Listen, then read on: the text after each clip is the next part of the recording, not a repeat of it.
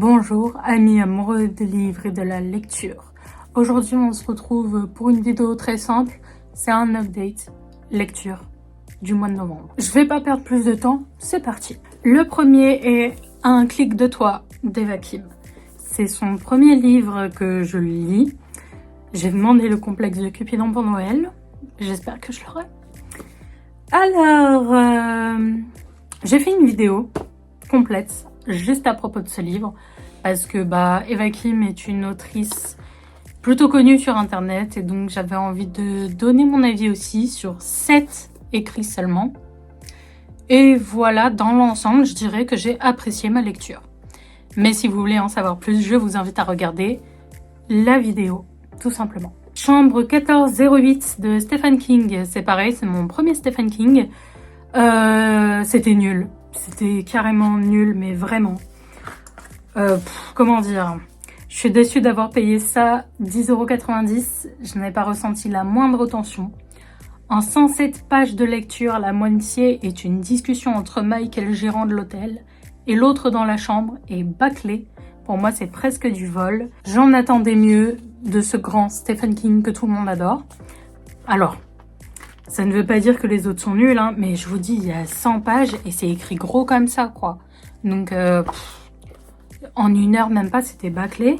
Et ouais, non, franchement, je suis pas fan. J'en lirai sûrement d'autres, hein, mais celui-là, je vous le conseille pas. 16 lunes de Camille Garcia et Margaret Stoll. Alors lui, oh là là, il m'a donné mal à la tête. 600 pages quasiment. Plus de 600 normalement même. Je regarde ça. Ouais, plus de 620. C'était extrêmement long. Donc, ça parle en gros... Donc, c'est de la fantasy. Et ça parle d'une fille nouvelle qui arrive dans un lycée. C'est un garçon, donc c'est Ethan, un garçon du lycée qui est le narrateur. Ça, c'est sympa, en vrai, j'aime bien. Mais ça se voit que ça a été écrit dans les années 2000. J'oublie la moitié des choses. Donc cette fille est spéciale, genre elle brise des verres dans le sens la vitre de leur classe sans la toucher, enfin elle est un peu space. Et en soi, l'univers est très intéressant une fois que tu passes outre les pics sur les sorcières, parce que oh mon dieu, qu'est-ce qu'elle en dit? Par exemple, non, je suis une enchanteresse, pas une sorcière, parce qu'elle déteste les sorcières, c'est un peu relou. Et les remarques grossophobes propres aux années 2000. Mais c'est d'un frustrant. À part les citations de la mère d'Ethan sur les livres et les bibliothèques, je n'en garde rien. Lena me désespérait à chaque chapitre, tout ça pour cette fin frustrante, mais vraiment une fin frustrante. Je vais pas vous spoil, mais waouh. Je ne pense vraiment pas lire la suite, car il reste encore 3 tomes. C'est connu aussi sous la série Sublime Créature. Donc ça, c'est le tome 1. Le tome 2, c'est 17 lunes. Après 18 et après 19. Bref. Voilà. Par contre, j'ai beaucoup aimé Monsieur Raverwood, même s'il m'a saoulé à lui cacher la vérité tout le temps. Mais je l'ai beaucoup aimé, lui et Marianne, au chapitre du jugement dernier. Ils m'ont bien fait rire. Le résumé, c'est 600 pages pour 7 fins. Non. De toute façon, maintenant, et je vais vous montrer pourquoi après, mais maintenant pour moi, un livre qui fait 600 pages, c'est un red flag.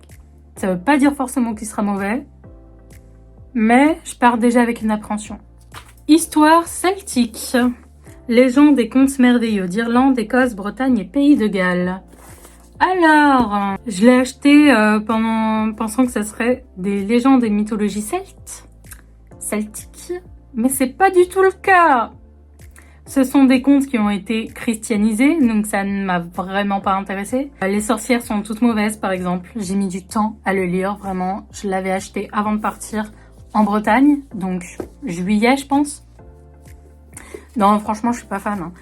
Hein. En fait, on est plus dans le folklore que dans la mythologie celtique, donc c'est-à-dire que ouais, c'est après que les mythes aient été christianisés. Donc moi, ça me parle pas, étant donné que je suis païenne. Witch and God, tome 2, l'enlèvement de Circé de Liv Stone. Alors, oulala, ça a été compliqué parce qu'au début, j'étais vraiment pas dedans. Alors que j'en attendais beaucoup et en ce moment, je suis souvent déçue de mes lectures, donc j'avais peur. Au début, c'est long.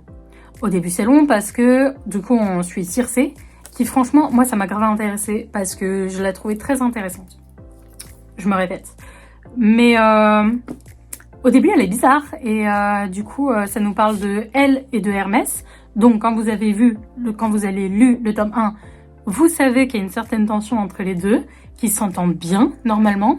Et là, pendant la moitié bon, peut-être pas la moitié, j'abuse, mais pendant la bonne partie du début, ils se détestent. Donc, t'es un peu perdu, quoi. Mais bon, au fur et à mesure, t'es dedans. Je vais lire le tome 3, clairement. Dans ce tome, la narratrice est Circé, la plus âgée des 3 sœurs. Pour moi, physiquement, c'est Alice dans Twilight, celle avec les cheveux courts, là. C'est elle. J'ai beaucoup aimé Perséphone, vraiment trop mignonne. Il y a une scène qui est violente, donc trigger warning. Elle dure pas longtemps, mais voilà. Il y a des passages moins 18, des limones, autrement dit. Mais ça va, c'est pas tout le temps, c'est assez rapide. Et je trouve que c'est plutôt bien écrit. J'ai détesté Zeus, mais alors vraiment, plus on avance, plus celui-là, je peux pas me le blairer. J'adore Démos dans ce roman. Je vais pas vous dire pourquoi, même si c'est dit dès le début, mais il est adorable avec Ella, et donc j'adore. Et donc je veux lire le tome 3, même si c'est celui qui me bâme le moins pour l'instant. Mais ouais, il a l'air intéressant quand même. Ça va parler de la 3e sœur du coup, Méroé. Et le tome 3, il s'appelle Insoumise Méroé. Ça promet. C'est avec Héphaïstos. D'ailleurs, Héphaïstos qui est censé être le dieu le plus laid de la mythologie grecque. J'ai vu la photo du mec qui est censé représenter Héphaïstos. Va falloir se redéfinir sur la notion de laid, les gars, parce que moi, c'est celui-là que j'ai trouvé le plus beau. Ouvrir les portes de ses vies antérieures de Emmanuel Johnson. Donc, c'est un livre d'ésotérisme. C'est un thème qui m'intéresse beaucoup en ce moment, les vies antérieures. Est-ce que je vous le conseille? Pas vraiment.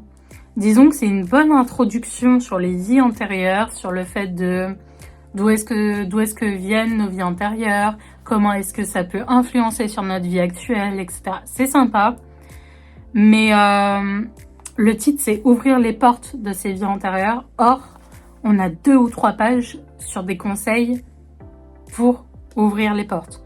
Donc, disons qu'il devrait plutôt appeler ça Introduction des vies antérieures. Par contre, ça se lit extrêmement rapidement. Hein. Franchement, c'est... Je l'ai lu en même pas une après-midi presque. Merveille et légende des fées, la clé des songes. 2. Alors, excusez-moi, mais c'est pas noté sur le devant et j'ai complètement oublié son nom. Excusez-moi, j'étais à court de batterie, donc j'ai dû changer un peu l'orientation de la caméra. Mais c'est pas grave. Je disais donc, c'est les illustrations et textes de Sandrine Gestin. C'est génial, franchement c'est génial. C'est des textes de Bretagne. Sandrine Gestin est elle-même bretonne, je pense. Moi je l'ai acheté à Quiberon. C'est un album magnifique. Franchement, les textes, les illustrations sont sublimes. Je vais vous en montrer une. Par exemple, celle-là, c'est celle qu'il y a sur la première de couverture, donc je vais pas trop vous spoil. Mais c'est pour vous montrer à quel point c'est magnifique. Donc voilà. Il m'a coûté 19,50 et franchement, c'est un super souvenir. J'ai adoré, j'ai le même sur les dragons, j'ai hâte de le lire. C'était une dinguerie. Il y avait des textes, des phrases magnifiques, mais vraiment, j'en suis super fan. C'est la lecture que j'ai préférée de tout ce que je vous ai montré avant là. Et c'est un album. J'adore. Et ça représente pile ma façon de penser. C'est top. Ensuite, oh mon dieu. BookTok et BookTube, je suis désolée. Mais My Dear Fucking Prince, c'est non pour moi. C'est simple, je l'ai même pas fini. Je me suis dit, va au moins jusqu'au milieu et après décide si tu l'abandonnes. J'ai pas pu. Franchement, j'en pouvais plus. Non, c'est pas possible pour moi. 600 pages encore. 600 pages où la moitié ne servent à rien pour moi. C'est un peu fort ce que je dis, hein, mais sincèrement...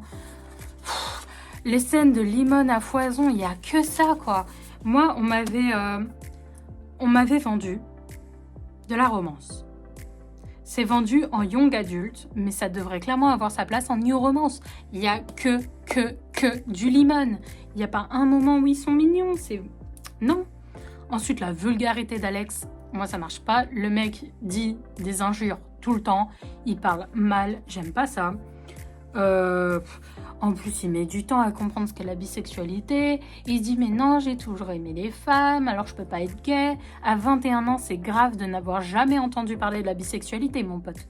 Mais, bizarrement, chapitre suivant, ah, mais en fait, je suis bi, sans blague. Ah, ça m'a gonflé, ça m'a gonflé. De toute façon, c'est simple, j'arrêtais pas de lever les yeux au ciel à chaque page. Donc, je me suis dit, ça sert à rien d'aller jusqu'à la moitié du livre, tu le liras pas. Donc, abandonne.